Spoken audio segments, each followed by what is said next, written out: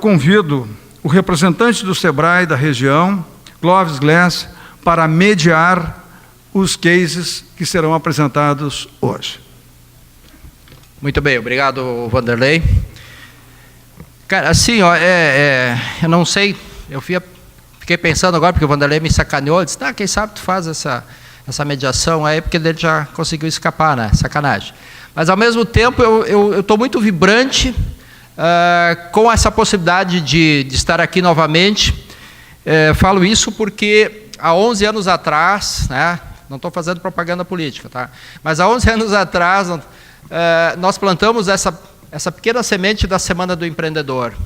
E olha quanta coisa já aconteceu de interessante nesses últimos 11 anos. Este palco mesmo, esse auditório, talvez até alguns de vocês já puderam presenciar em anos anteriores atividades que aqui foram realizadas de pessoas ilustres que já passaram aqui para nos contar, nos falar um pouco sobre as suas vidas de empreendedores. E pasme, são histórias que eu posso falar, porque já presenciei, que começam de uma forma muito semelhante, com muito trabalho, muita dedicação, muita persistência, correndo riscos, com pouca grana, de forma muitas vezes improvisada, desacreditado por todos, né? Para aqueles que já são empresários, vão se ver nessas pessoas que aqui nós convidamos para estarem aqui hoje. Desde já quero fazer um agradecimento especial por terem aceito o nosso convite, compartilhar um pouco dessa sua história e a gente poder viajar um pouco nessa história e vibrarmos com o sucesso, porque realmente é isso que nós vamos presenciar hoje aqui. Então, de uma forma geral, agradecer ao Alexandre Dúlios, da empresa Rola Moça de Lajeado, e também o Eduardo, daqui a pouco mais o Rodrigo Rorato, que vão estar aqui também falando para a gente, da empresa Plug Carregadores. Então, esperamos que todos tenham uma noite proveitosa com essas duas apresentações.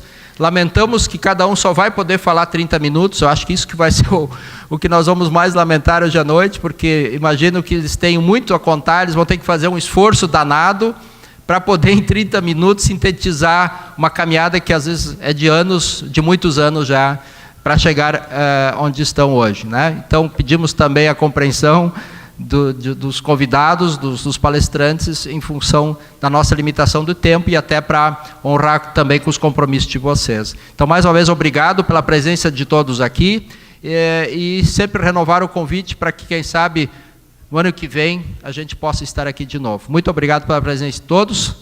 Desde já, então, quero convidar, vamos iniciar os trabalhos com o empresário Alexandre Dúlios, da empresa Rola Moça.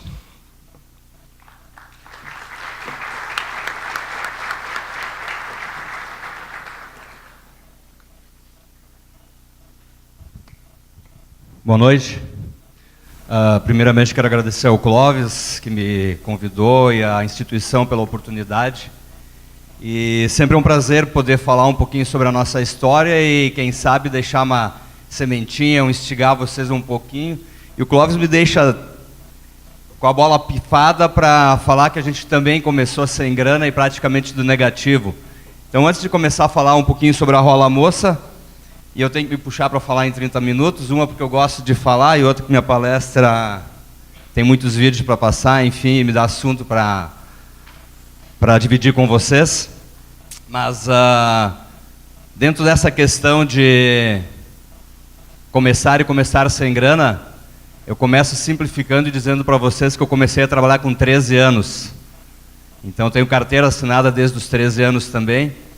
E me deu um branco aí, mas não é mais só o prefeito de São Paulo que está mostrando no Facebook que ele tem uma carteira assinada com 13 anos de idade, mas eu também, o Dória, então eu também posso dizer que eu comecei. E hoje, obviamente, não é mais permitido. Somos de uma outra época, enfim.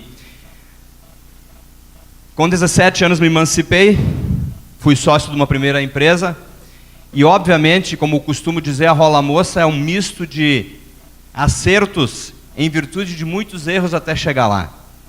Então, a Rola Moça foi fundada em 96, eu me emancipei com 17 anos, já saí na minha carreira solo, já fui sócio, já deixei de ser sócio, já soube as dificuldades de uma sociedade, depois disso fui ser representante comercial. representava empresas menores, enfim, por não ter um currículo como uma representada, e dentro da dificuldade de ter produto um ano todo para vender, e como as coisas acontecem certas de maneira torta, enfim, a necessidade de ter um produto os 12 meses por ano para vender, fez comprar um primeiro rolo de tecido, pedir para uma das oficinas de costura costurar para nós, e assim nós começamos de novo, antes da Rola Moça, com uma outra empresa. E resumindo e começando a falar um pouquinho sobre a Rola Moça, a gente aprende com os erros. Então a Rola Moça é um misto de muitos acertos, entre várias tentativas até então, porque ela foi fundada em 96. E é o nosso orgulho falar da Rola Moça, e eu tenho que começar a falar do nosso plano de missão, visão e valores. E obviamente ela não é de 96, e sim, ela é muito mais recente. Mas eu costumo iniciar minha palestra falando sobre nossa missão, visão e valores, porque desde então, ou desde a minha relação comercial e profissional com clientes, porque eu sou um representante comercial desde os 18 anos, e eu tenho clientes com quem eu negocio até hoje, a gente alcança o sucesso pelo relacionamento, pelo comprometimento e, obviamente, dentro de parcerias. Então, nossa missão é desenvolver, produzir e comercializar peças de moda esportiva, garantir confiança, continuidade de negócio através de produtos de valor agregado à marca que gerem desejo de consumo e bem-estar. Nessa nossa missão, a gente já diz que a Rola Moça trabalha produto, trabalha qualidade e não trabalha preço. Entendo que a primeira coisa para quem quer começar um empreendimento, um negócio novo, ele tem que saber o que ele quer fazer. Porque o bom, bonito e barato é uma gíria maravilhosa que a gente gosta de ouvir e nunca encontra esse produto no mercado. Então a gente tem que saber se a gente quer preço ou quer vender qualidade. Os dois estão certos. O que não está certo é a gente achar que pode fazer os dois. Esqueci de falar. Tudo que eu falar aqui, desta forma que eu estou colocando, é uma opinião minha, tá? Não é a verdade, enfim, não tenho todo esse conhecimento. Visão. Ser uma referência em qualidade e conceito no ramo em que atua, preservando mercados já alcançados e expandindo-se para novas fronteiras de negócios no Brasil e no exterior. Nós entendemos que nós temos que fortalecer e solidificar a nossa marca, onde a gente está atuando, ao invés de querer picar para todo o Brasil lá fora, enfim. E essa estratégia foi criada desde o início, desde 96, onde, embora a gente tenha iniciado em Lajeado, e nós estamos desde 2007 em Estrela agora, mas a Rola Moça começou em Lajeado realmente, e ela é conhecida por isso, e a gente mora em Lajeado, então o que nos divide é uma ponte, o rio Taquari, e desde então a gente começou nas missões, das missões a gente veio para o Vale Taquari, foi expandindo região por região até conquistar uma boa parte do Brasil, se der tempo ainda vamos falar a respeito. Então a gente trabalha muito e não quer perder em hipótese alguma o mercado já alcançado. Acho que essa é uma outra dica bastante importante. Conquistar um cliente tem essa dificuldade, reconquistar é pior ainda. Então temos que cuidar para não perder. E uma maneira mais simples ou mais chula de falar, no quintal de casa quem tem que mandar somos nós. Então a gente não pode perder mercado já alcançado. Valores. Excelência em tudo que se refere a empresa, produto e serviço. Ser ético, íntegro em todas as relações humanas, trabalhar a partir de um comprometimento em parcerias com clientes, fornecedores e colaboradores. Eu acho que aqui resume um pouquinho eu poder dizer que eu estou completando meus 49 anos e eu tenho clientes com relação comercial desde os 18. É porque ambos foram éticos e íntegros nessa relação de comércio e tudo mais. Então eu faço questão de começar por ela, nossa missão, visão e valores, para daí sim a gente seguir adiante, porque muito do nosso início está relatado aqui. Se saiu com esse intuito, vamos trabalhar com qualidade, enfim. Não, eu saí viajar com um carro com porta-mala muito pequeno, para ter espaço e dar valor agregado ao produto, enfim, para minha venda gerar um valor no final do mês, eu tive que trabalhar com um produto mais caro. Para isso, ele tem que ser de qualidade e de valor. A gente tem alguns ditados dentro da empresa, um deles, óbvio, é aprender com os nossos erros, mas um muito importante é que a gente faz as coisas pensando em fazer o correto, de maneira coerente, elas vão convergindo a favor. Então, começamos terceirizando com oficinas de costura por uma necessidade, por não ter o capital e talvez por reconhecer que não tivéssemos a capacidade de administrar 50, 100 costureiras, enfim, mas nós não começamos desta forma. Começamos num quarto de apartamento, eu e a Lia, uma mesa de 2x2, os tecidos ficavam estocados embaixo, ela criava os modelos, cortava, levava de ônibus para a oficina de costura e diariamente eu era reabastecido nas missões para vender.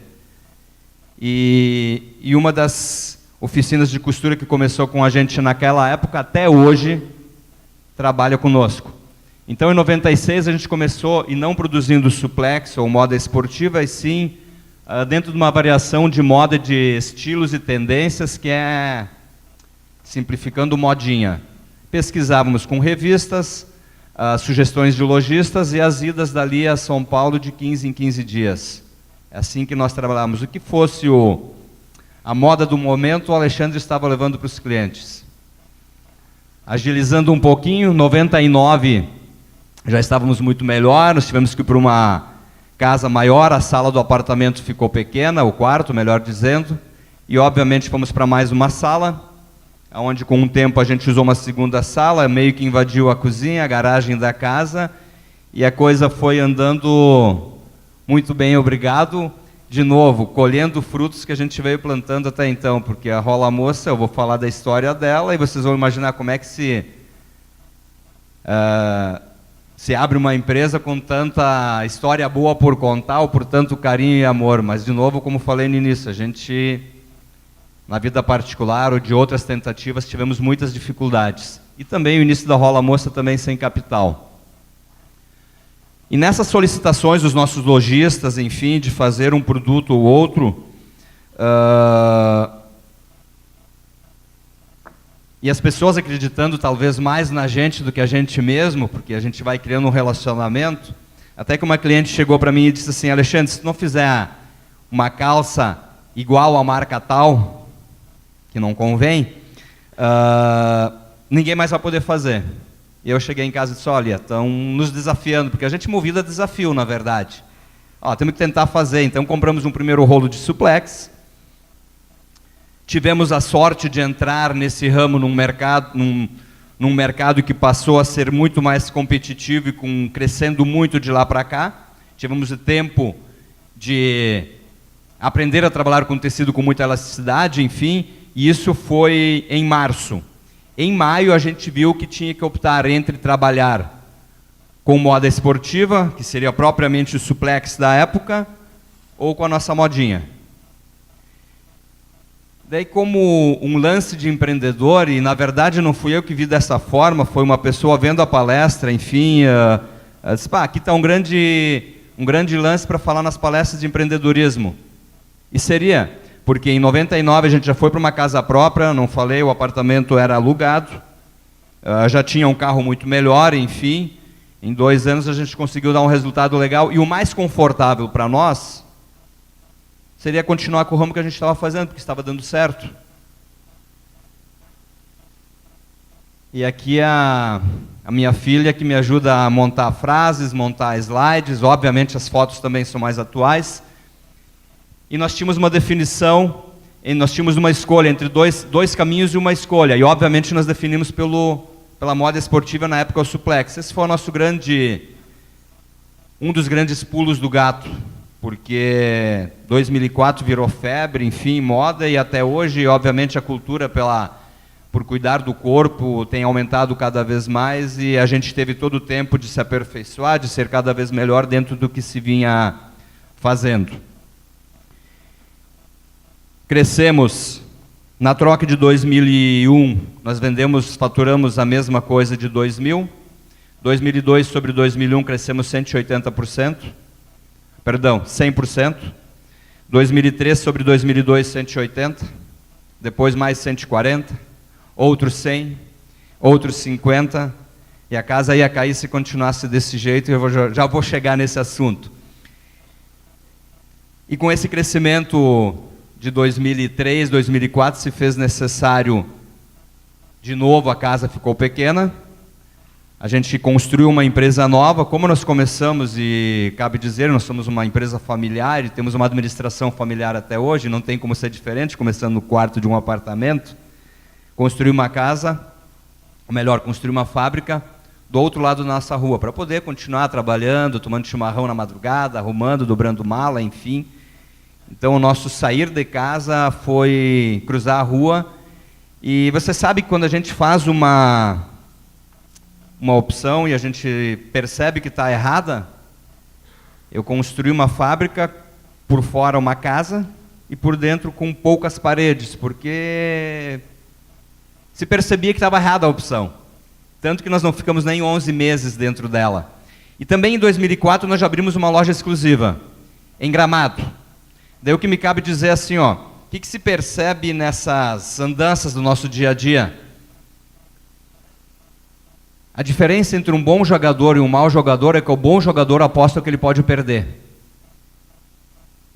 Ele joga mais tranquilo, ele vai estudar seu adversário, enfim, falando em jogo propriamente dito, mas levando para a vida de negócios ou até para particular. A gente abriu uma loja exclusiva em Gramado, e a pergunta que eu fiz para ali é: quanto tempo de prejuízo nós vamos bancar nesta loja? Óbvio que deu um susto, vai abrir uma loja e já pensar em prejuízo.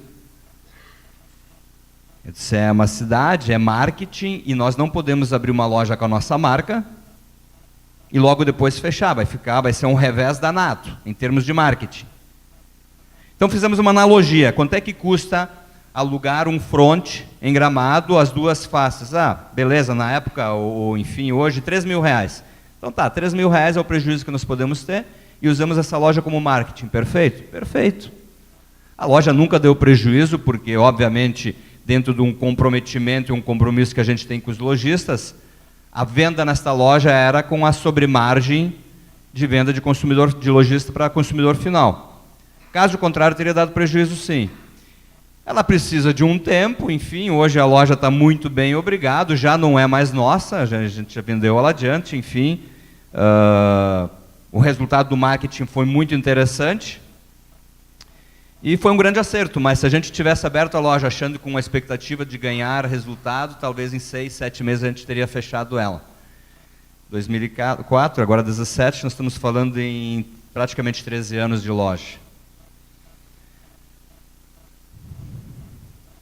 Como eu falei, mudamos, não ficamos nem 11 meses, tivemos uma necessidade de mais espaço, fomos para um prédio de 900 metros quadrados, e com esse crescimento todo desordenado, a gente também poderia quebrar por não estar controlado o suficiente. Então a gente viu que tinha que se profissionalizar, tinha que aprender a delegar e, obviamente, arrumar a casa, crescer, estabilizar, organizar o chão, o nosso alicerce para voltar a crescer. Em 2006 a gente optou, enfim, soube que não poderia mais crescer. Foi um primeiro ano que a gente não cresceu mais. Com isso a gente contratou profissionais, contratamos alguém que ajudasse a fazer a questão financeira, contratei mais um gerente e a gente passou a delegar. Putz, mas delegar? Daí a gente vai em palestras ou vai em cursos e as pessoas dizem assim, os empresários dizem, eu preciso aprender a delegar. Não, eu preciso aprender a confiar, porque delegar é confiar. Porque nós temos que contar com alguém, a gente vai delegar para essa pessoa e ela vai cometer erros.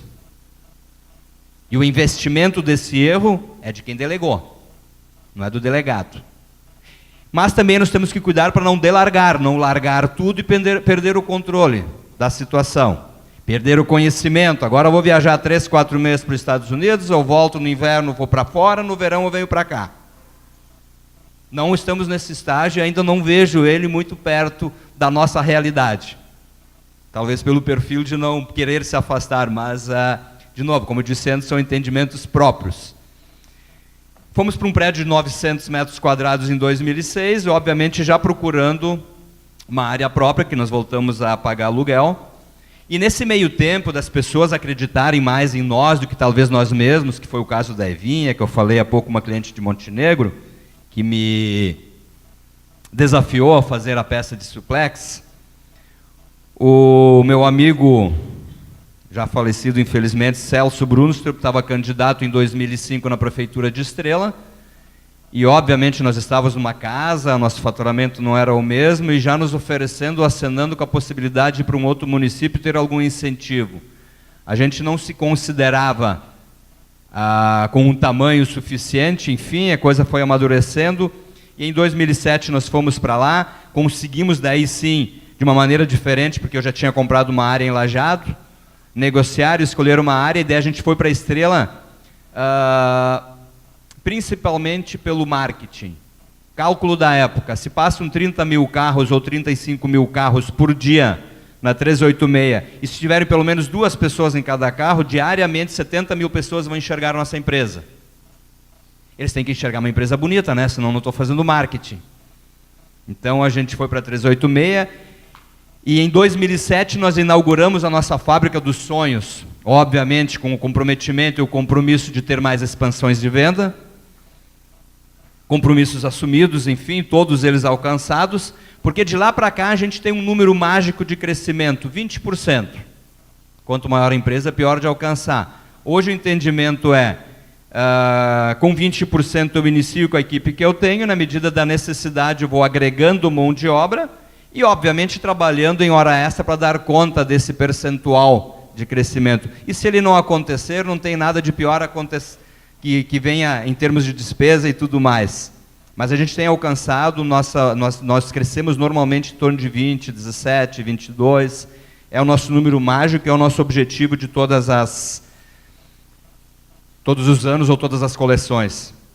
2007 nós também já construímos naquela época na fábrica, nós destinamos 144 metros de showroom, ou de recepção para receber as pessoas. Nós já naquela época, e não é somente hoje, que há muita visitação, as fábricas normalmente ficavam mais fechadas, não era uma normalidade receber ou universidades, ou outros empresários, ou mesmo os próprios parceiros dentro da empresa.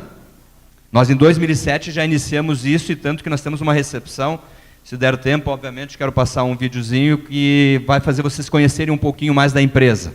Deixa eu dar uma agilizada. 2008, dentro da continuidade, nós começamos a produzir internamente a nossa mídia. Toda ela é produzida internamente. Quem conhece, quem vê um outdoor, um adesivo na loja, um banner, um adesivo num carro, enfim, tudo que vocês veem em termos de mídia da Rola Moça, com exceção do catálogo, o restante tudo é impresso dentro da nossa empresa. Então, qual foi a ideia da época? Se nós continuássemos terceirizando front, outdoor e tudo mais, a gente ia chegar à conclusão que ela era muito caro, uma solicitação. Nós íamos começar a avaliar, bom, esse cliente me compra 5 mil, eu não posso dar um outdoor que custa 1.200. Hoje nós avaliamos aonde é o ponto que ele vai colocar o outdoor para nós. Marketing. Independente de quanto esse cliente compra. Se ele tem um espaço, o espaço for bom, for considerável, ele ganha mídia. Então, resumindo, nós compramos a Ferrari, de lá para cá nós só precisamos abastecer ela. Se eu não compro a Ferrari, eu não vou abastecer, porque vai ficar muito caro. Nós imprimimos em torno de 10 mil metros de campanha, toda a coleção, somente nossa. 2009, nós compramos uma máquina de corte, até então se cortava a máquina de disco na valha, e para melhorar a qualidade, eu sempre brinco para deixar as 2 alças na mesma largura, de uma regata básica, e como tem uma das nossas modelistas que diz que é num básico que a gente vê todos os defeitos, o básico tem que ser perfeito, uma peça muito trabalhada, com muitas pontas, ampla, ela pode ter um repuxo na costura que não se percebe, e a gente usa normalmente costumo dizer que a gente queria realmente ter 2 alças de uma regatinha básica nos mesmos milímetros de largura. Então, pensando em qualidade, nós compramos a nossa primeira máquina de corte.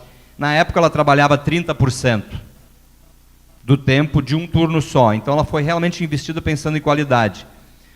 Passamos para a venda do pedido, porque nós ampliamos o nosso mix de produtos. Existia, e ainda existe, mas principalmente ali por 2009, 2010, as marcas queriam trazer um consumidor final para dentro de uma loja, tipo a de Gramado ou a de Lajeado, que a gente também abriu em 2006, e depois disso nós abrimos Itapema, que são as 3 lojas exclusivas nossas. As marcas, de modo em geral, estavam preocupadas em trazer o consumidor para dentro da loja e ele sair praticamente vestido, ou dos pés à cabeça propriamente dito, ou pensando em franquias. Nós temos hoje 3 licenças de marca, nós não temos franquias porque nós não sabemos administrar uma franquia hoje, nós não temos toda a nossa cartilha de franquia, precisaria de toda uma outra estrutura. Mas já em 2004 se pensava a primeira loja em franquia, a gente vinha maturando isso. Hoje o único lugar do Rio Grande do Sul que nos permitiria uma franquia seria Porto Alegre, caso contrário, nós estaríamos traindo ou virando as costas para quem nos trouxe até aqui hoje. Isso nós consideramos muito, tanto licenciados, tanto lojistas, e é por isso que a gente tem uma relação comercial tão grande. E dentro desses mix de produto, mais interessante que aconteceu neles, foi que a gente percebeu que o que vendia e o que mantinha a qualidade é o que nós produzíamos internamente.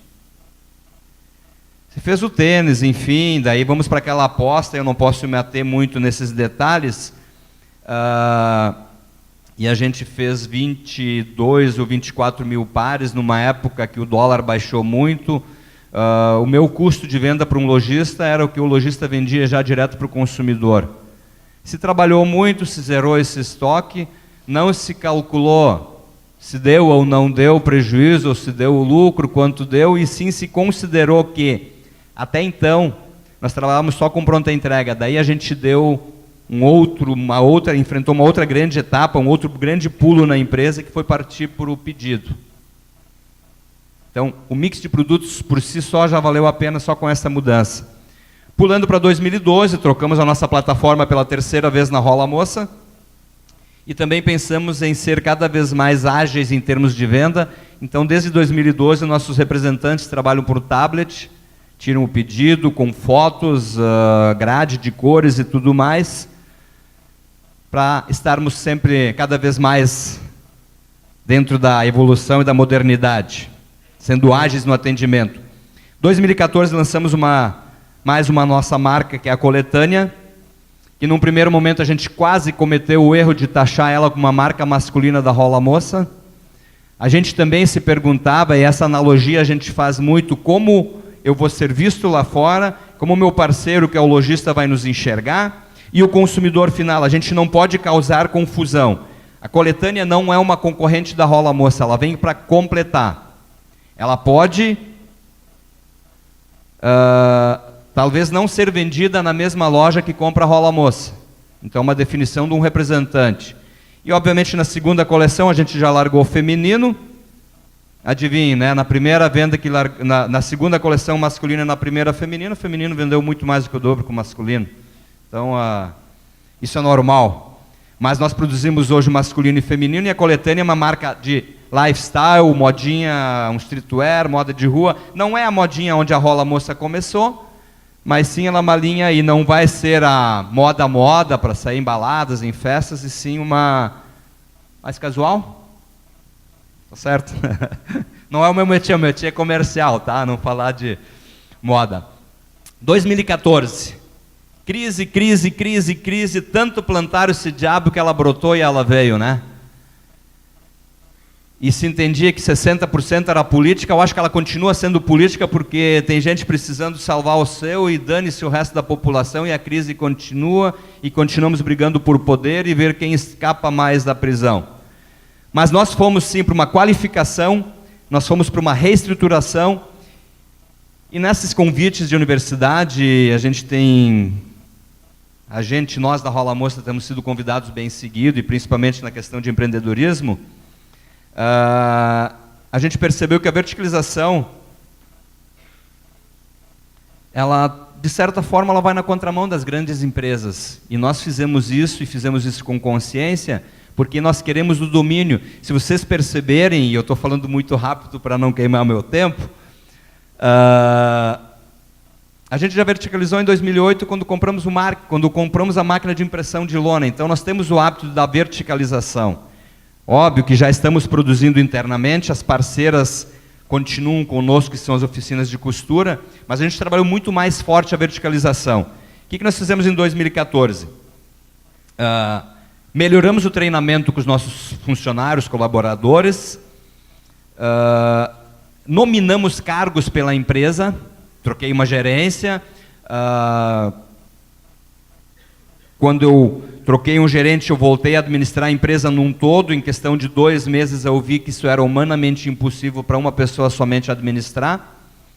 Então, dentro de um coach que eu fiz mais ou menos nesta época também, mas já estava em mente, e a gente se apoia muito em parceiros maiores, fornecedores de tecido, um parceiro que muito nos ajuda é a Petenat. Então a gente vai em busca também de aprendizado, de saber qual é a melhor solução. E a gente nominou cargos, deixou muito claro. Em todos os setores, então, nós nominamos os cargos, começando pela direção. Nós temos a gerência, gerente financeiro administrativo, temos gerente de engenharia e produção, temos os nossos supervisores, que é um cargo um pouco abaixo, que são mais 4 pessoas, e depois desses nós temos os coordenadores. Então, de certa forma, a nossa empresa, que hoje tem 135 pessoas, nós fracionamos para um coordenador administrar em torno de 10, 15 pessoas. Ficou mais fácil administrar, a gente tira mais dúvidas e melhora o treinamento para as nossas pessoas. Fomos mais rigorosos na liberação do crédito, uma época que se falava em crise. Nós fizemos justamente o caminho ao contrário. Ao invés de facilitar as vendas para que elas não caíssem, nós fomos mais rigorosos em termos de crédito. Primeiro semestre nós crescemos 35% em 2014. Essa crise no primeiro semestre era em virtude da Copa do Mundo. No segundo semestre foi em função da política. Então, no segundo semestre crescemos 5%. O nosso resultado de 2014 foi 17,5% de crescimento, sendo que nós entregamos 8.000 peças pelo rigor em termos de crédito e por clientes não estarem em dia nos pagamentos. Meu vídeo, não vai dar tempo de passar ele ainda. Aqui para vocês conhecerem um pouquinho da empresa, entenderem um pouco da nossa verticalização, e talvez eu não chegue até o final então, mas já consigo apresentar muito bem a nossa recepção. Montada desde 2007, obviamente sofrendo algumas melhorias, mas o espaço físico sempre foi este. Por isso que eu chamo a atenção que a gente traz os colaboradores, os parceiros nossos para dentro da empresa desde então.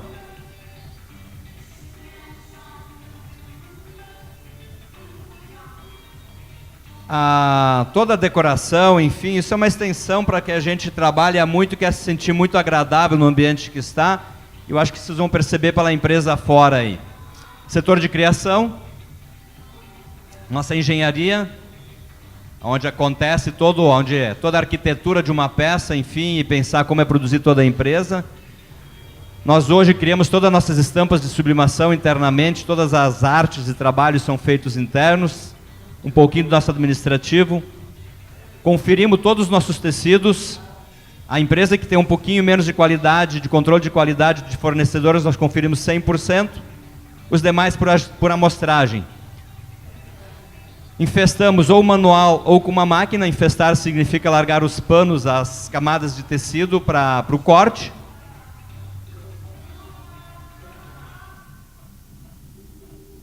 Nossas máquinas de corte, compramos uma em 2009, já temos uma segunda, porque entendemos que quem tem uma não tem nenhuma, se quebrar a gente para a produção. Não sabemos mais trabalhar sem as máquinas de corte. Então temos 2 máquinas. A maioria das peças importantes a gente tem uma substituta. Uma máquina só para prender o bolso, que era um grande problema, principalmente no tecido com elasticidade.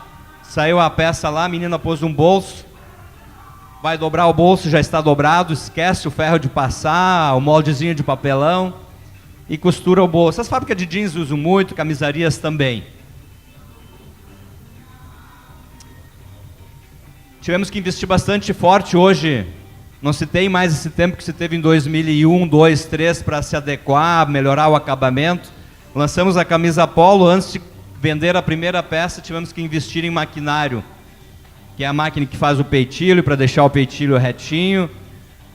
Botoeira, que a gente não trabalhava com muito botão preso, e muito menos caseadeira.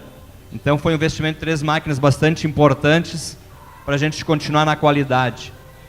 A máquina de impressão que eu acabei de falar, que é esta máquina aqui que a gente imprime lona, e as máquinas de sublimação, que está muito forte, muito na moda, a sublimação desde 2014.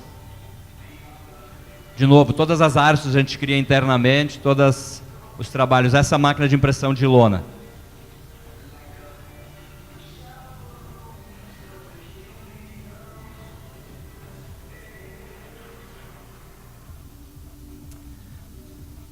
recorte de plotter, enfim, eu vou falando um pouquinho mais. Nós investimos também em RFID, hoje todas as nossas peças, aqui nós estamos sublimando numa calandra, que é a transferência do papel para o tecido. Todas as nossas peças são rastreadas com chip. Nós fizemos leituras hoje, o que a gente levava 3, 4 dias, a gente faz em questão de horas. Nós lemos 50 peças em questão de segundos. E antes era ler uma por uma, como no mercado normalmente acontece. Dentro da verticalização, máquinas para montar, a gente não vence montar todas as nossas artes de cristal. A questão das fotos do tablet de venda nos fez abrir um estúdio interno também, porque ficava muito caro e oneroso trabalhar externamente. Nosso prédio novo, toda a nossa iluminação em LED, a costura não tem nada de fio sobre as máquinas, tudo muito limpo. A energia e o ar comprimido vem pelo subsolo, onde a costura está instalada, tem um estacionamento embaixo que nos proporcionou. Revisamos peça por peça, embalamos, a etiqueta RFID já está aqui, e depois vai para a nossa embalagem, e a gente trata tudo com muito carinho, enfim, a gente ama fazer o que faz.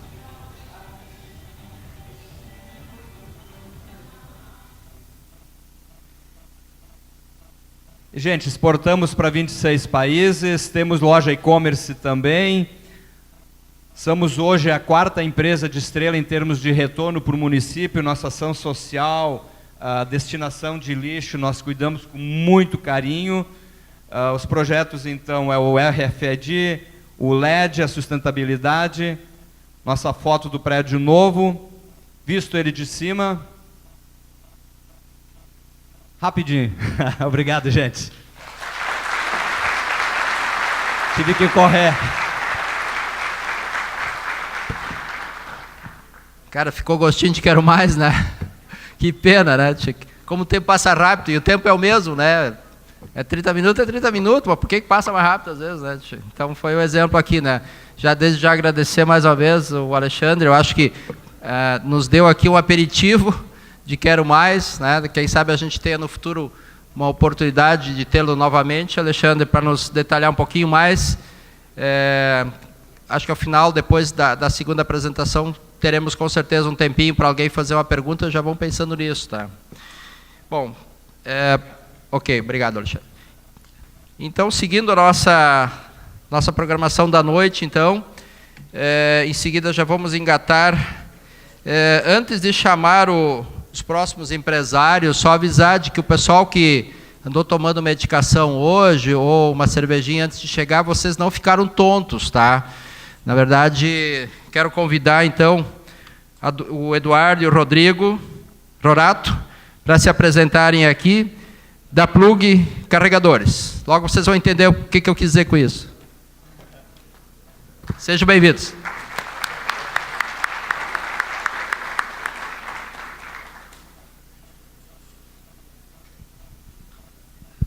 Já deu para perceber o que eu quis dizer? Parecido. Eles são levemente parecidos. Pouquinha coisa. Boa noite, pessoal. Tudo bom com vocês? Meu nome é Rodrigo Rorato. Estão ouvindo bem? Certinho. E meu nome é Eduardo Rorato. Primeiramente, a gente queria agradecer muito aí o convite. A gente fica honrado de poder falar um pouco sobre empreendedorismo. E até uma responsabilidade muito grande falar depois do Alexandre, depois dessa empresa desse tamanho, poder a gente falar um pouquinho sobre a nossa longa trajetória ao longo dos nossos 23 anos de idade. 22 de empresa, não, 2 de empresa. E poder conversar assim, a gente acha que sempre é válido a gente falar sobre empreendedorismo, trocar ideia com quem que seja, assim. A gente vê que hoje tem muita gente que vê o cara ali de 18 anos e pensa assim, pô, o que vai me agregar ouvir esse cara aí de 18 anos falar? O cara tem 1 ano de empresa, enfim. Ou também ao contrário, vê o pessoal um pouco mais velho, o pessoal de outra geração e pensa assim, não, esse cara já é atrasado, ele tem uma geração, está numa geração que não entende mais nada do mercado. Para mim isso é um erro muito grande, tanto de ignorar o novo quanto de ignorar o experiente. Então, por isso que a gente fica feliz de vir aqui falar com vocês. É a primeira vez que a gente vai falando em público assim, um pouco sobre a nossa empresa. Acho que o máximo de público que a gente conversou foi umas 5, 10 pessoas explicando para a família, pedindo uma ajuda para meus pais para começar o negócio. Esse fim de semana a gente estava voltando de Santa Maria, nossa família inteira é de lá. E a gente comentou que a gente já está aqui em Santa Cruz conversando com vocês. E aí minha mãe perguntou assim, Rodrigo, me diz uma coisa, qual que é a chave do negócio de vocês para estar dando certo, para vocês estarem chegando onde vocês estão hoje? Qual que é a forma que vocês conduziram isso? Qual que é o segredo, né? Eu entendo que não existe segredo, existe muito trabalho mesmo, dedicação, empenho. Hoje no Brasil o empreendedorismo está muito gourmetizado, digamos assim, né? As pessoas acham que vão criar uma empresa, com 1 ano eles vão estar ricos, vão estar trabalhando de chinelo, de bermuda, com um monte de puff no escritório. com um monte de puff no escritório e que vão trabalhar da 1 da tarde às 5 da tarde, e isso não é verdade. Vão fazer happy hour de quinta a domingo, e na verdade é uma realidade totalmente diferente da nossa, assim. Pelo menos o nosso case, eu acredito que a grande maioria também, quando... Isso vai acontecer, nós somos gêmeos, a gente quer sempre falar junto, podem se acostumar com isso, tá? Para vocês terem uma ideia, assim, no início da Plug Carregadores, que é a empresa que a gente vai apresentar o nosso case hoje, eu faço engenharia de produção, o Eduardo faz engenharia civil, e o nosso tempo para cuidar da empresa, para desenvolver o produto, antes da gente sair dos nossos estágios e tocar um negócio 100% do nosso tempo, o nosso horário de trabalho era depois da PUC até as 3 da manhã. Cada dia um passava no McDonald's e buscava aqueles cafés. E no fim de semana também, no sábado e no domingo, das 8 à 1 da tarde. Quem tinha namorada ou era muito, muito fiel ou já largou. Somos nós 2 mais 3 sócios no início da empresa. E até é legal, assim, me questionam bastante a questão do perfil do empreendedor. Eduardo, o que tu acha que é o perfil que tem que ter o empreendedor para ele ter sucesso, para ele ter uma empresa de sucesso? Eu não acredito que tenha um perfil. Eu acredito que tenha muitos perfis de empreendedor, mas tem uma característica que eu acredito que todos tenham, que o empreendedor hoje é um solucionador de problemas. Independente do nicho de mercado, se o cara tem um aplicativo, se o cara tem um restaurante, se o cara tem uma lavagem de carro, se está fazendo sucesso, se ele está conseguindo chamar as pessoas para o negócio dele, é porque ele solucionou algum tipo de problema.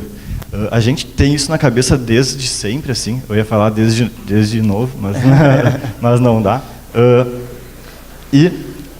E quando a gente, e até para exemplificar isso, quando a gente tinha 17 anos, na época eu namorava, eu ainda namoro hoje, mas trocou.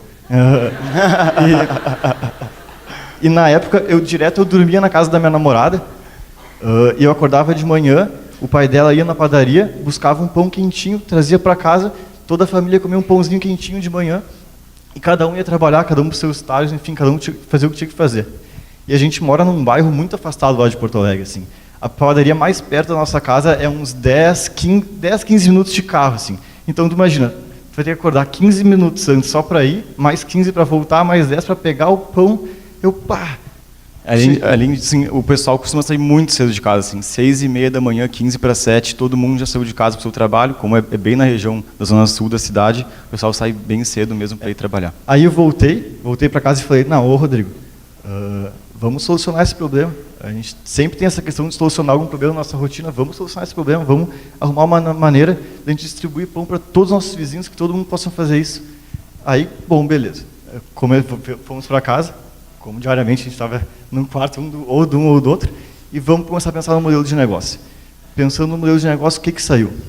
A gente ia fazer uma entrega de pão a domicílios de segunda a sexta-feira, entre 5h30 e 6h30 da manhã para todos os nossos vizinhos.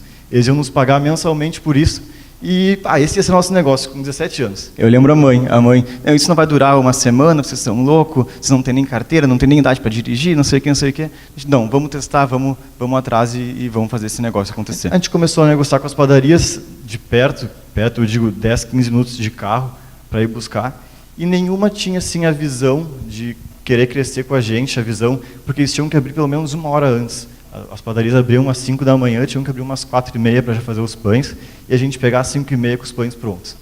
Até que a gente já tinha quase que esgotado o número de padarias, a gente chegou na última, que era um cara que a gente não tinha achado nem por telefone, nem por Facebook, nem por site. A gente chegou lá, era um senhor de uns 70, 80 anos. A gente chegou já meio desacreditado. E quando a gente contou a nossa ideia, o cara se apaixonou, ficou mais entusiasmado que nós. O cara queria quase que entregar junto com a gente. Assim, não precisa tudo isso, só faz o pão, a gente pega e entrega, não se preocupe. E desde então, eu lembro até hoje, foi dia 1º de agosto de 2000 e pouco. E no primeiro dia que a gente fez a entrega de pães, o termômetro estava 1 grau. Primeiro que a gente teve que negociar para pegar o carro com nossos pais, porque o carro era deles, a gente não tinha nem carteira. E eles ficaram meio assim, mas enfim, a gente pegou e entregamos. Nunca tinha blitz às 5h15 da manhã, na segunda a sexta. E o primeiro dia de entrega que a gente fez, a gente entregou pão de graça para todos os nossos vizinhos. Vinha 4 pães cacetinho, ou natural ou integral, e entregamos de graça, já apresentando o nosso serviço, falando como é que ia funcionar e como é que eles poderiam aderir a esse serviço. Na época, a aceitação foi muito grande. Nosso primeiro mês a gente já tinha mais ou menos uns 80 clientes. Chegamos a 100 e poucas, de mais ou menos umas 200 casas que tinham. E assim foi por mais ou menos 1 ano. A nossa rotina era bem complicada, a gente acordava às 5 horas da manhã. Nossos pais, eles filmavam assim para ver se saía mesmo, porque ninguém acreditava. Saía às 5 horas da manhã, buscava os pães na padaria às 5h15. 5h30 a gente estava saindo já com os pães embalados lá para o condomínio. Fazia entrega de 5h30, 5h45 até às 6h15, 6h20, que era mais ou menos o horário que o pessoal saía. E depois saía, comia o pão, pelo menos esse a gente não pagava. Ele conseguia pegar o nosso próprio pão. Ia para os nossos estágios, ia para a nossa faculdade, que está até hoje aí. A gente deu uma alongada nela. E desde então, esse foi o nosso primeiro negócio. Foi uma experiência cansativa, mas muito bacana. Assim, segue bem a linha do que a gente acredita para nossas vidas. A gente poderia muito bem estar com 17 anos em casa, sem fazer nada, acordando todo dia às 10 da manhã, meio-dia, ir para o nosso estágio, para a nossa faculdade, mas não, a gente estava tentando empreender, criar um negócio novo, que fosse bacana para as pessoas ao nosso redor. E esse foi o nosso primeiro negócio que a gente fez. Com 17 anos, isso durou mais ou menos 1 ano e meio. Depois de 1 ano e meio, assim, era bem cansativo mesmo, a gente tinha toda essa nossa rotina que era bem pesada. E a gente acabou alugando serviço para alguns vizinhos nossos. Eles nos pagavam uma mensalidade fixa para usar a nossa cartela de clientes e acabaram seguindo fazendo negócio. Não seguiram muito tempo, eles ficaram acho que uns 3 meses, não aguentaram o pique. Mas, seguindo então, a gente sempre seguiu com essa cabeça de querer solucionar os problemas da rotina das pessoas. Até que então, depois de mais ou menos 1 ano, ali pelo início de 2015, a gente estava num restaurante e acabou a nossa bateria no celular. Aí eu, preciso carregar meu celular, enfim. Como é que não tem hoje uma solução para eu poder carregar meu celular na mesa? Por que eu tenho que pegar e entregar meu celular para o garçom, que vai entregar para o caixa do restaurante, vai deixar meu celular lá, no meio de um monte de outros clientes que deixam o celular lá, não vai, enfim, aí o pessoal vai me ligar que eu preciso falar e vai estar no caixa.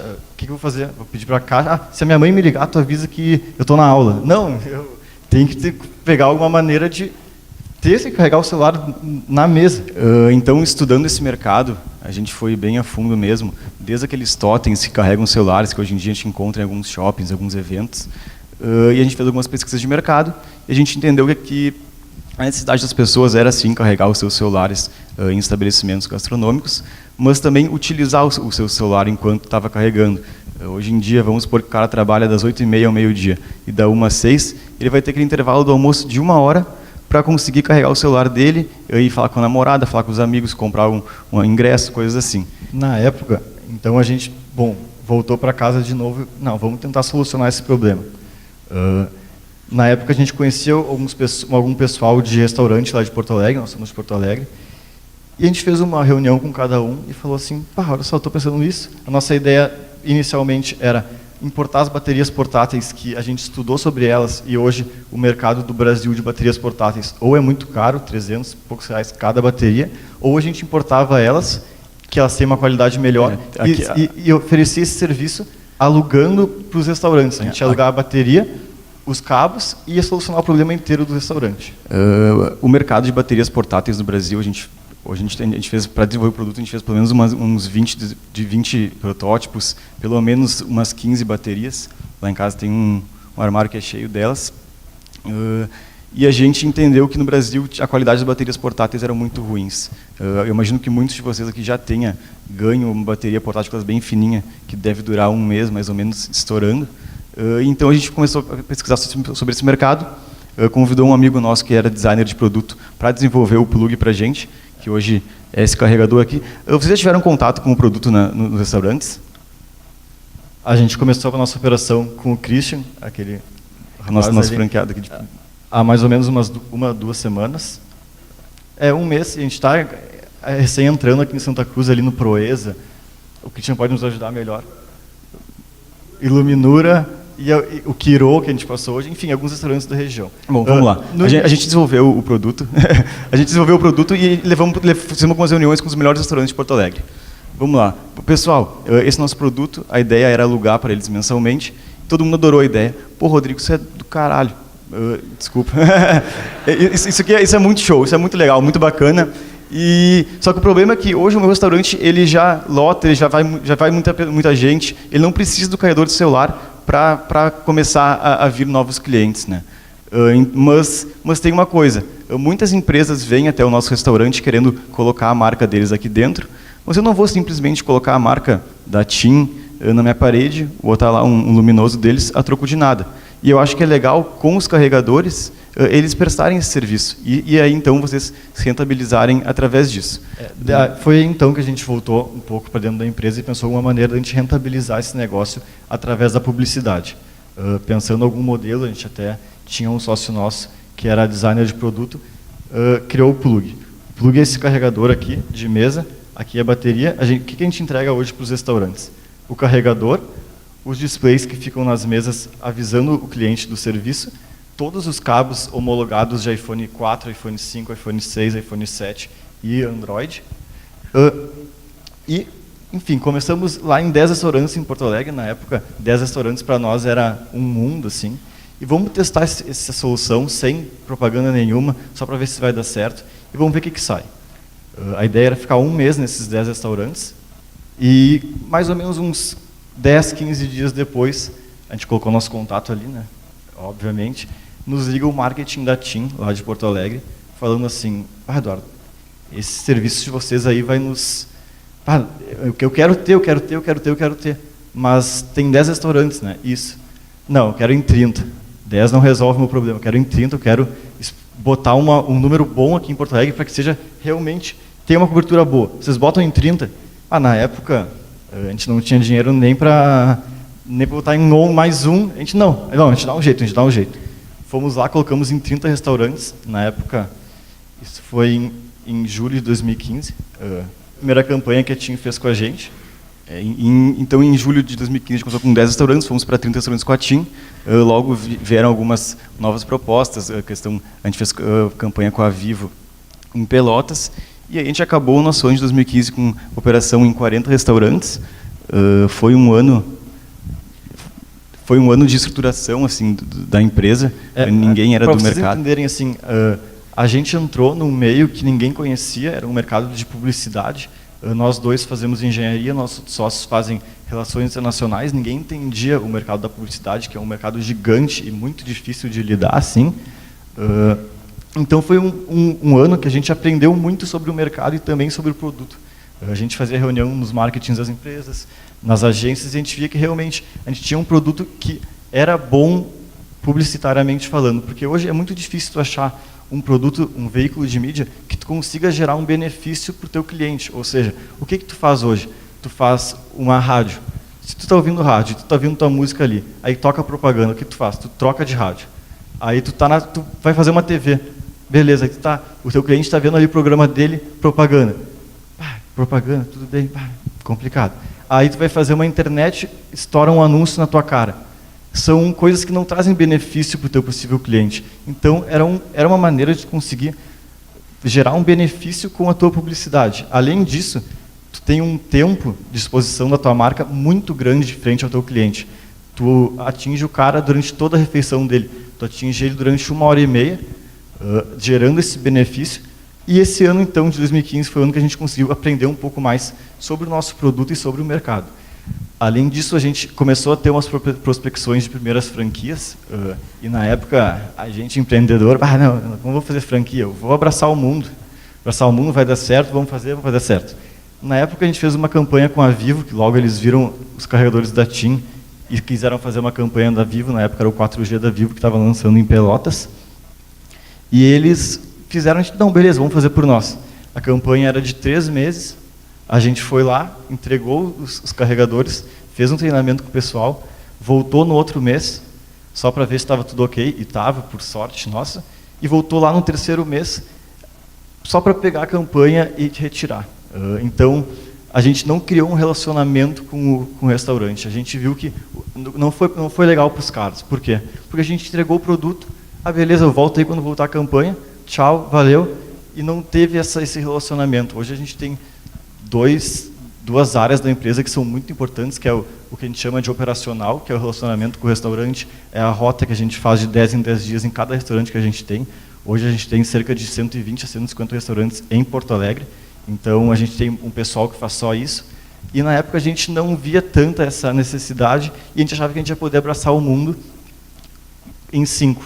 Então, a gente começou a ter as primeiras prospecções de franquia, e a gente começou a pensar, não, só um pouquinho, talvez com franquia, com um pessoal operando na própria cidade, talvez seja mais fácil da gente fazer o negócio andar. A gente vai ganhar menos, claro que a gente vai ganhar menos, mas talvez a gente seja uma melhor maneira da gente expandir a nossa rede. E no final de 2015 também, a gente começou a ter um relacionamento bem legal com o Grupo Imob. O Grupo Imob é um grupo de comunicação, é um grupo de comunicação que a gente tem diversos produtos dentro dele.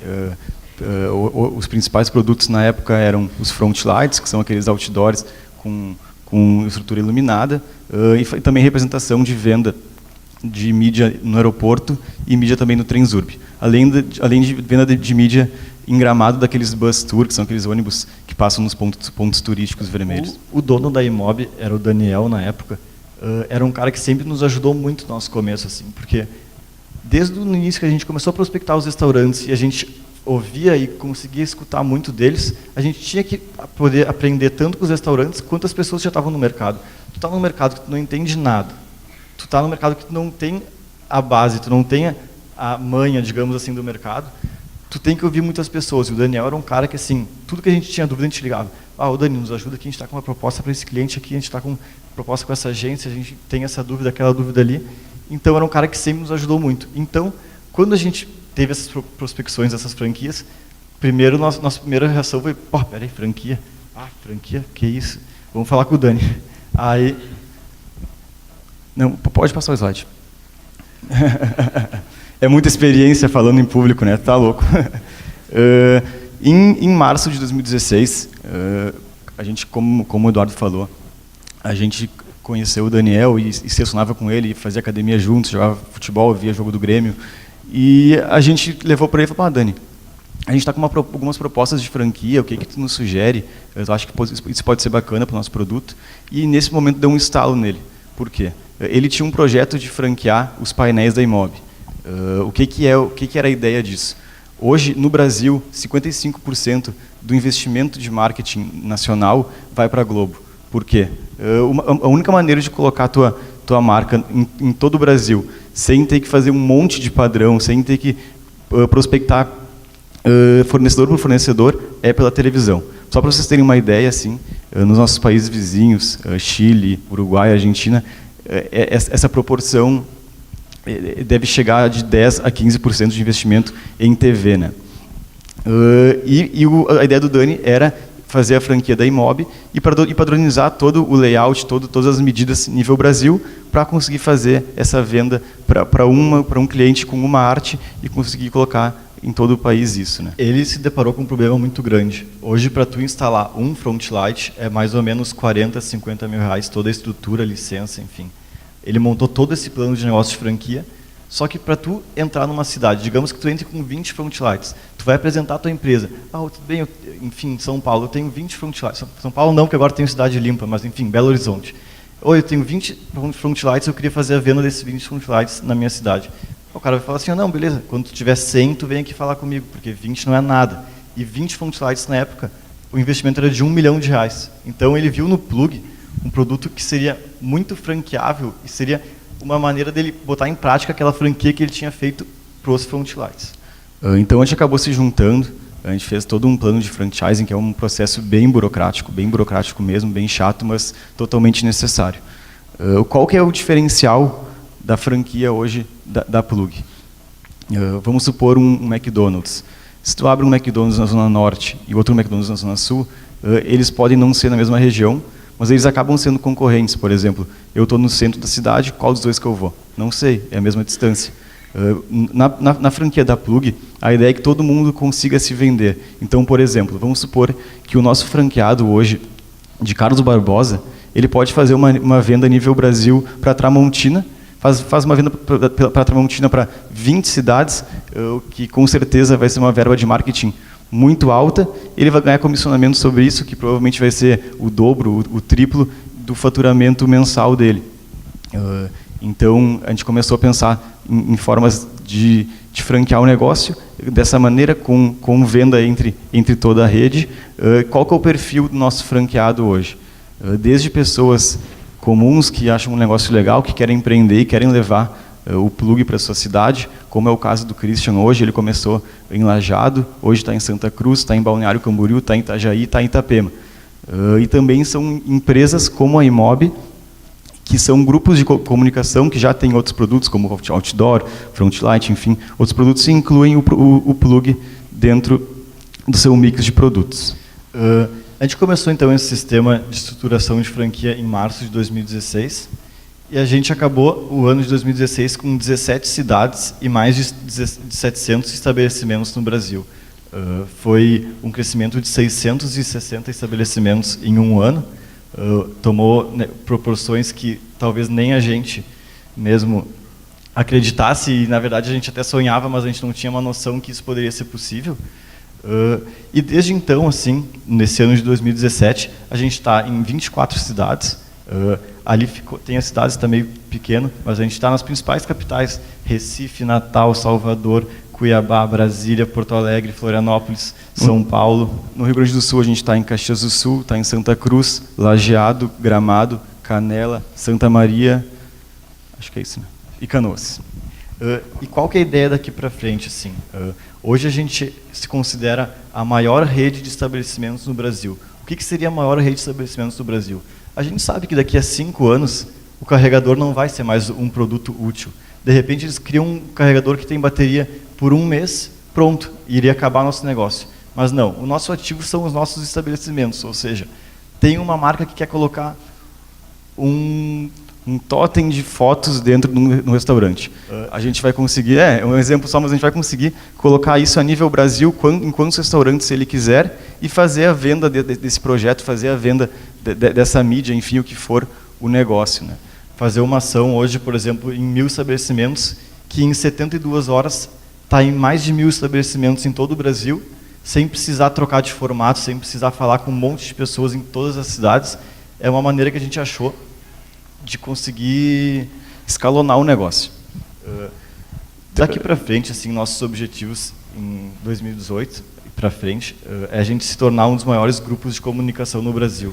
Como o Rodrigo falou, hoje em dia, para tu fazer uma comunicação a nível Brasil, é muito difícil. Assim, tu não consegue fazer um formato único e espalhar em todas as cidades do Brasil, ou pelo menos nas principais, sem ter que mudar formato, sem ter que mandar um monte de layout. Hoje, tu tem poucas empresas, tem a JCDecaux, que é a maior empresa do mundo de mídia de Frontlights, enfim. Tem a Globo, que tu bota e sai em tudo que é cidade, mas não tem muitas opções. Então, a nossa ideia é ser um dos principais grupos de comunicação do Brasil e também fazer a consolidação de novos produtos. Hoje a gente já tem 2 novos produtos que a gente já está consolidando, que eles vão ser complementares ao carregador de bateria, que a gente perguntou para o pessoal, a gente pode colocar aqui os novos produtos. Eles olharam e falaram assim, botem, mas depois não voltem para o escritório, porque é uma coisa que a gente guarda muito, muito até... 7 chaves, né? Até a gente lançar, a gente costuma fechar muito no escritório para depois a gente conseguir escalonar isso a nível Brasil sem que tenha ninguém que faça igual. Então, acho que o case é esse. A gente quer agradecer muito a oportunidade, pelo convite, a atenção de vocês. Foi a nossa primeira apresentação, espero que vocês tenham gostado. E qualquer dúvida que vocês tiverem, por favor.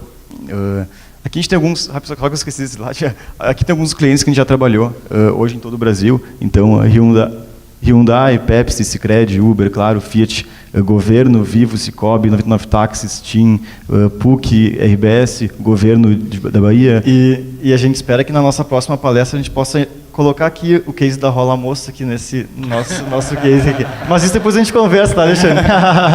Mas então, pessoal, a gente só queria agradecer. Qualquer dúvida, contato, informações, esses são nossos e-mails, Rodrigo, Eduardo.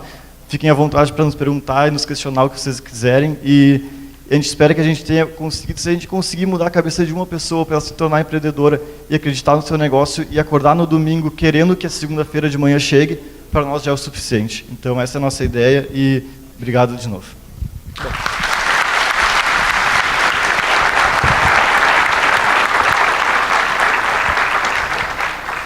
Como é bom ouvir história de empreendedores, né, pessoal? É contagiante, vibrante e, como eu disse, né, 2 viagens, belas viagens que duraram só 30 minutos e fica o gostinho de quero mais, né? Segundo o professor Vanderlei, teríamos uns minutinhos para... Eu queria convidar, então, o Alexandre também e pedir para os manos ficarem aí também, o Eduardo e o Rodrigo. Manos, né? É isso? Perfeito.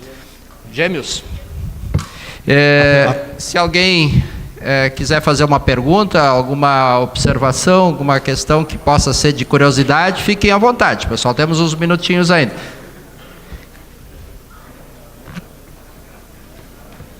Alguém? Enquanto vocês pensam, se vocês me permitem, tanto o Alexandre como o Eduardo e o Rodrigo, eu ouvi outro dia de um empresário dizendo que, às vezes perguntam para ele, eu gostaria de perguntar aqui também para eles, vocês se consideram caras de sorte? Eu me considero um cara de sorte pela família que eu tenho, pelos amigos que eu tenho, mas eu me considero, acima de tudo, um cara de muito trabalho, muita dedicação, muito esforço, sem muitos finais de semana. É isso que eu me considero hoje, construir. Acho que a gente não construiu nada até agora, então a gente tem muita coisa para construir mais para frente, mas eu me considero um cara de muito esforço, muito trabalho, e acho que sorte pelas pessoas que eu tenho de próximas de mim, minha família, meus amigos, meu irmão. E obrigado, obrigado. Muito bem. Alexandre, o que é a tua versão sobre ter sorte? Empresário de sorte. Eu acho que, como disse lá no início, talvez de maneira não tão pensada a gente escolher o caminho certo. Assim como eles começaram a vender um pão e pensar e sentar num quarto, agora vamos ter uma ideia, como vamos ajudar, não realmente tem que ter a luzinha aquela. Obviamente a companhia da minha família ajuda e tudo mais, mas ter sabido manter o relacionamento nesse período todo. Eu acho que essa é uma sorte, enfim, mas que a gente vem plantando, porque é muito fácil dizer que a gente leva a sorte, que nem vocês disseram, é muito trabalho e não é diferente para a gente. Imagino que não seja diferente para quem vai empreender. Relacionamento. Muito bem. Meninos, boa noite. Parabéns. Meninos, o Alexandre está junto, né? Meninos. Claro. Né? Com todo respeito. Parabéns pela primeira apresentação de vocês. É engraçado, foi divertido e descontraído, que é o melhor de tudo. Obrigado. E a pergunta. Vocês mencionaram que a qualidade dos carregadores no Brasil não é das melhores. Qual a escolha de vocês tendo uma demanda tão grande em tão pouco tempo? Como que vocês solucionaram a quantidade de carregadores? Essa é uma boa pergunta. Para ter ideia, nossos primeiros carregadores, a gente pagou caro neles, porque era pouca quantidade, era 10 restaurantes, e a gente comprou de fornecedor daqui, que era muito caro. A gente conseguiu solucionar o problema para 10 restaurantes, mas logo que a gente subiu para 40, não, os 40 ainda foram desse caro, mas como a gente tinha essa demanda da TIM, a gente tinha que comprar para fazer acontecer. Hoje a gente ouve muito que o Brasil financia startups, que a gente tem uma linha de crédito muito legal para startups. Para ter ideia, ninguém quis abrir conta em banco com a gente. Hoje nossa conta em banco, eles nos pedem aqueles títulos de capitalização, que foi a maneira que a gente encontrou, que eles abriram conta em banco para a gente, porque a gente teve indicação de um familiar nosso e ainda nos pediram para fazer um título de capitalização, ou seja, querem nos falar, né? Então, assim, e para tu entender como é que funciona financeiramente o nosso negócio. A gente tem que pagar 40% da importação na hora do... os produtos, as baterias são importadas. Vem da China, que é a maneira que a gente encontrou de aliar a qualidade a um preço não tão absurdo, mas também não é uma coisa barata, longe disso. E demoram 60 dias para chegar no frete marítimo. Frete aéreo demora 30, é o dobro do preço. Então, como é que é o nosso fluxo de caixa? A gente tem que pagar 40% da importação na hora que a gente pede, tá?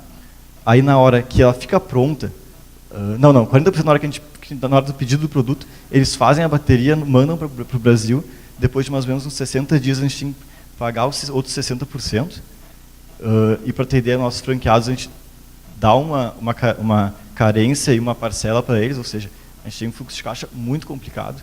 E respondendo a tua pergunta assim, de uma maneira mais direta, a gente teve que pedir dinheiro até para...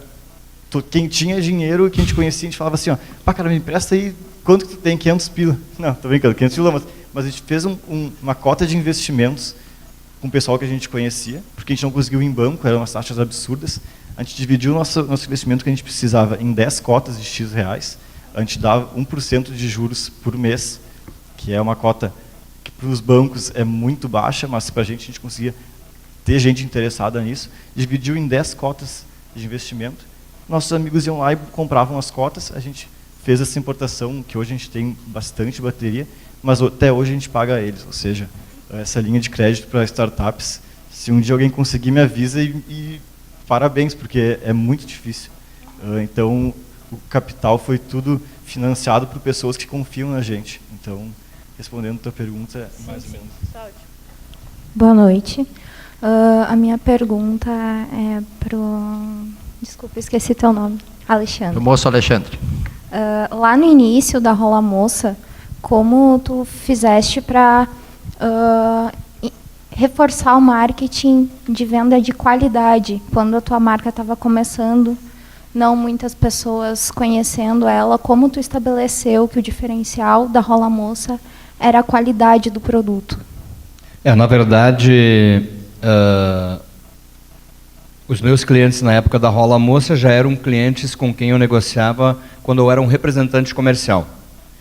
Então, assim como os meninos falaram que eles têm uma carteira de clientes que são os restaurantes, que é o grande trunfo deles, se um dia a bateria deixar de ser, eles têm uma carteira de clientes na mão deles. Deu para... Essa é a ideia que foi transmitida, relacionamento. Então, eu também já tinha esses clientes. Então, os clientes de um representante, eles são da empresa, mas são dele principalmente. Esse acesso eu já tinha. E como eu falei, eu tenho o meu porta-mala era pequeno, de vias tortas eu acabei entrando da maneira certa de trabalhar. Eu tinha que trabalhar qualidade para ter valor agregado.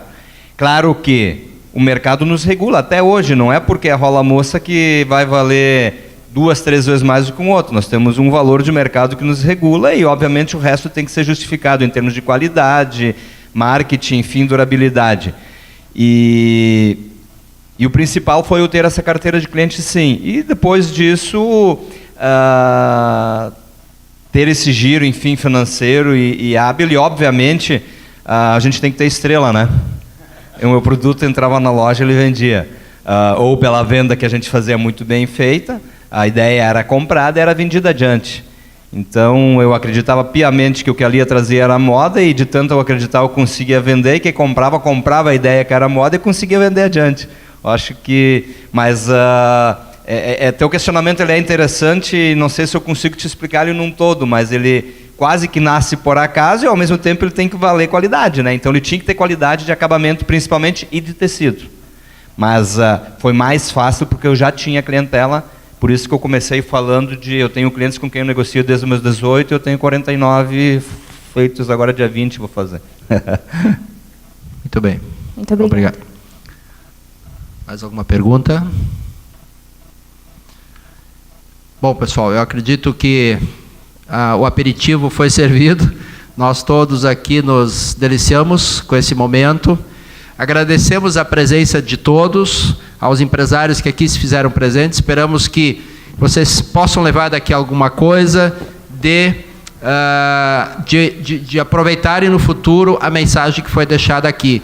Dois negócios muito diferentes, um muito consolidado, o outro jovem, se consolidando, mas ao mesmo tempo, apesar do pouco tempo, né, já se vê a visão das características desses empreendedores, né, que estão realmente ambos atentos às mudanças do mercado, tendo que se adaptar rapidamente, né, e olha que questão, né? Podia se pensar, pô, agora inventei um produto, agora eu posso ficar em berço esplêndido, né? Eternamente as pessoas vão precisar de um carregador de celular, quando na verdade não é isso que acontece. Então os produtos nascem, explodem talvez para o mercado, tem uma curva de crescimento, chega no ápice e morre.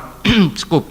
A teoria do marketing nos traz isso com muita frequência, ainda mais vocês que estão aí passando por isso nos bancos aí da faculdade, que a gente, acho que em algum momento no meu curso, em tempos passados, aí a gente via essa questão do marketing, que o produto tem vida, tem tempo, né, e precisa se engatar a inovação logo atrás disso, ou uma outra forma de se continuar ganhando dinheiro. E com certeza nós tivemos aqui dois excelentes exemplos de sobrevida e de se reinventando o tempo todo. Muito obrigado a todos que compareceram aqui, aos empresários mais uma vez. Saudações para todos.